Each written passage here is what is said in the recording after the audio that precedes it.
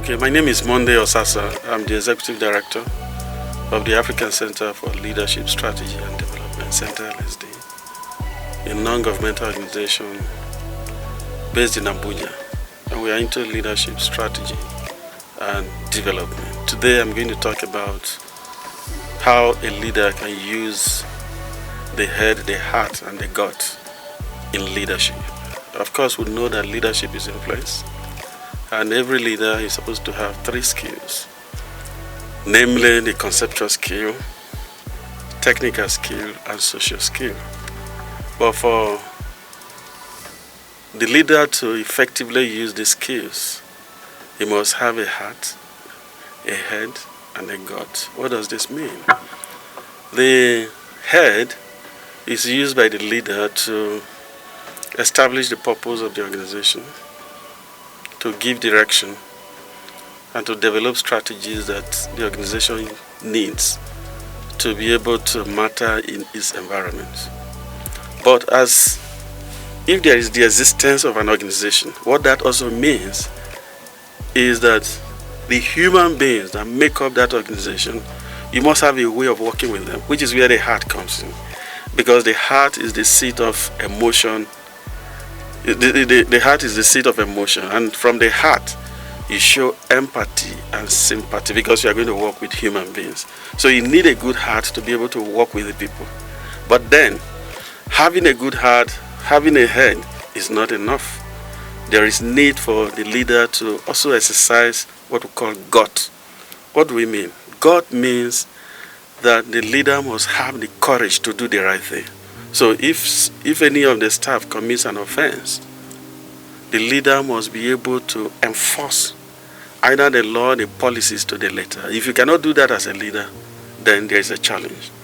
But there is usually a conflict between the heart and the gut in every setting because you are going to work with human beings.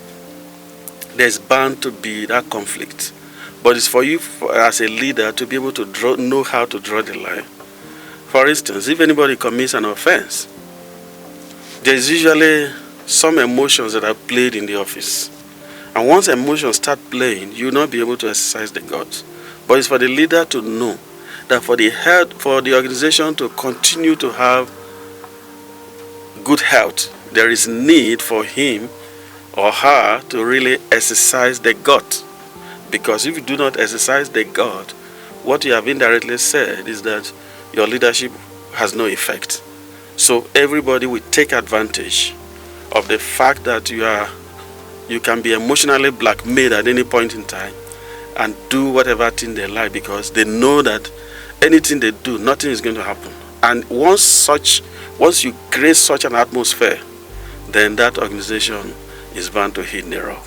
But we are very, very conscious of that, which is why the use of the gut is for us very critical. So we understand that we work with human beings. Much as we want to show empathy, much as we want to, tell them that we care, we also need to bring some measures of punishment in case they do anything wrong, which is why the McGregor theory X and Y also comes to mind or comes to play in the heart of every leader while leading the people. Because what does that theory say? The theory says human beings, one of it says, human beings are very good people. If you give them any assignment, whether you remind them or not, they are going to do it. But the other one is saying, human beings can be good though, but if you don't introduce punishment and sanctions, they are not going to do anything. So every day, the leader must be conversant with all of these theories so as to know when to deploy them in the workplace. Because if you do not do it, we indirectly introduce an atmosphere of laissez-faire. And once that atmosphere is created, then whatever you are going to do will be injurious to the health of the organization. And we don't want that to happen, which is why the correct deployment of the use of the head, the heart, and the gut is imperative for every leader. Actually, is to, like I said before, is to give direction, formulate strategy, and to even make sure that you are able to mobilize the entire staff into action. make them see clearly where the organization is going, because that is your responsibility as a leader. So it's not just having a head. The head is for you, and the idea of the head is the head fits the conceptual skill of the leader.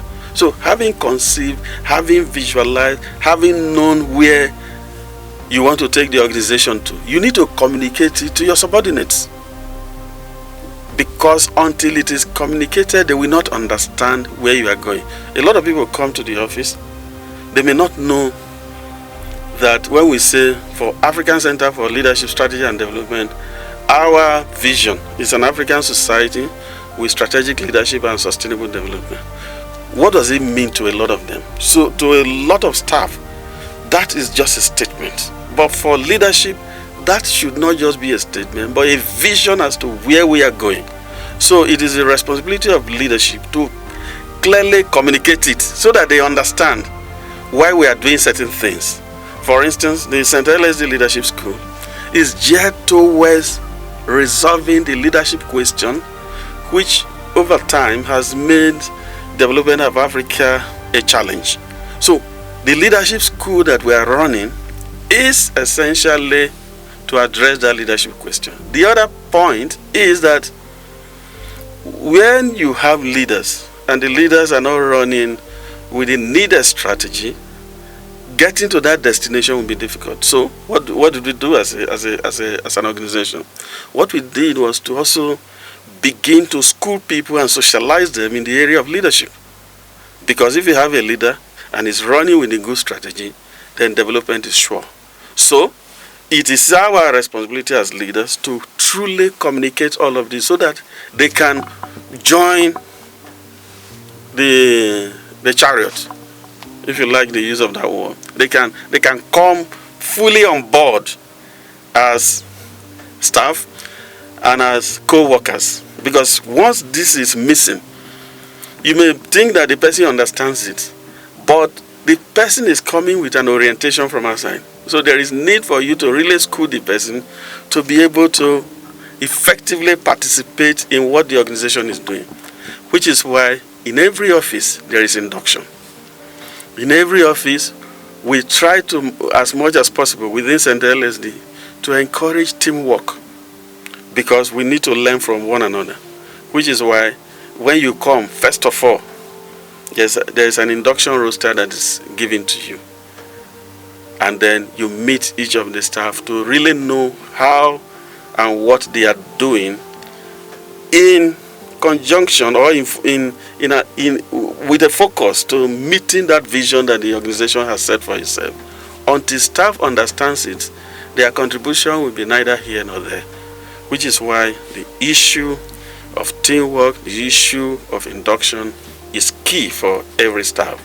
And not just that, we have also expanded it to include having a staff retreat, include setting a particular day aside for socials where people can socialize and then feel very free to associate with other people, ask questions, whether difficult questions or simple questions, so that if there are challenges they are having, they will be able to get all of those challenges resolved for them to be effective in the delivery of their own part of the assignment.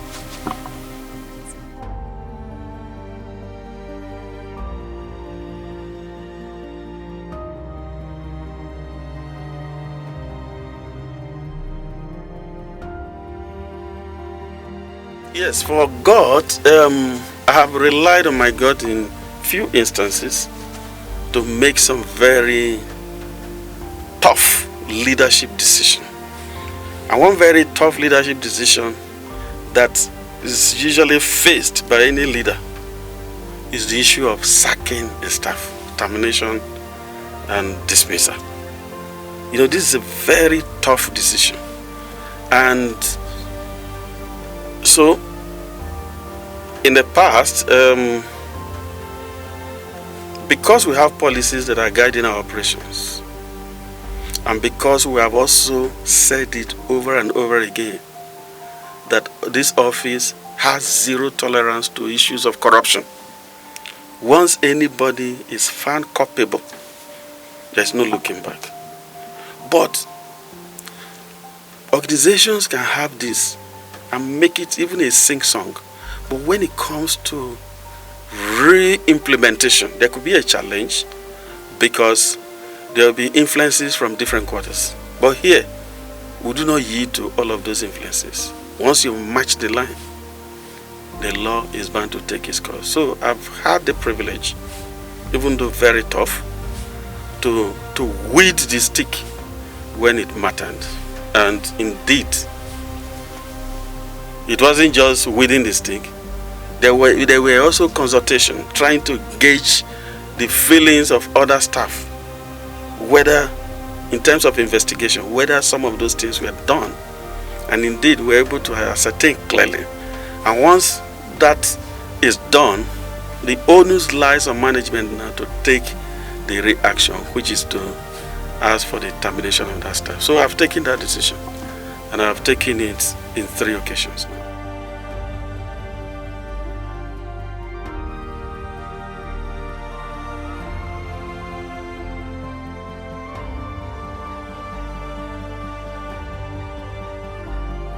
For open communication, you see the way we even operate here. We do it in such a way that you hardly know the difference between an executive director and any other staff. So that atmosphere is already there. But why it is there, we also ensure that staff do not take advantage of it and do what is unethical. So we know how respect should be given, because this organization is founded on respect as one of its key values. Dignity of the human person. So we'll try to live it and remain in the consciousness of it. And so for here, if there are questions, if there are things that you are not very clear about, you can walk up to the executive director and ask those questions. You can walk up to any staff. That atmosphere has been created. And so much so that even in the meetings that we hold, we also encourage staff to bear their minds. No matter how difficult it is, please speak up, because we need to work as a team to really take the office to its intended destination. And nothing is going to change it.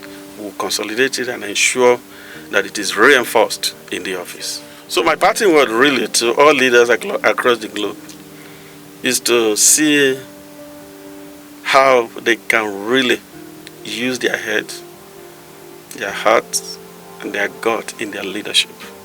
We have tried it here, and we are not disappointed. And we think that if these 3 areas of the human being, and particularly in the leader, are exercised to the letter, you have a wonderful organization just waiting to be better. For people that are having challenges, or one issue or the other, with respect to leading their different organizations, leading their homes, you're at liberty to contact us at Center LSD using our available social media platform. Use the best you can do now is to really use the comment section of our social media platform, and then we'll come back to you with the desired responses. You can also take advantage of the visibility of our office, and please, you can also come for advice where necessary.